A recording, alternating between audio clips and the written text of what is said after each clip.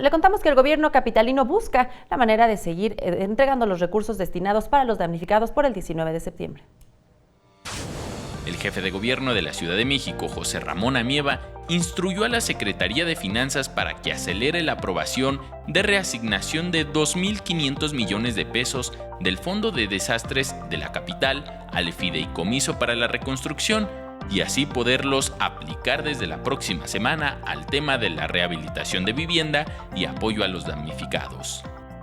Que esta semana queden aprobados los recursos del Fondo de Desastres de la Ciudad de México y que no nos tiemble la mano y que no tengamos ningún temor para empezar a aplicar esos recursos a partir del primer día de la semana que entra, directamente para las casas, directamente para las necesidades de las personas que están el día de hoy aquí y quienes no nos acompañan.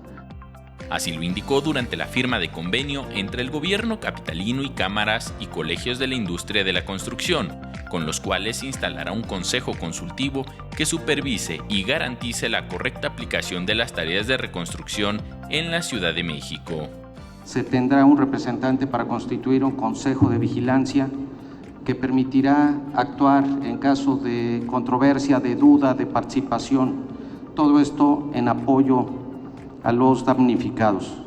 Estos órganos intermedios de la sociedad civil serán pues los garantes de todo este proceso. También se presentó un micrositio para tener acceso a la base de datos de más de 150 empresas afiliadas a cámaras y colegios, que cuentan con directores responsables y corresponsables de obra, así como profesionistas en la elaboración de proyectos ejecutivos y ejecución de los trabajos, dando así certeza de ofrecer un servicio de alta calidad.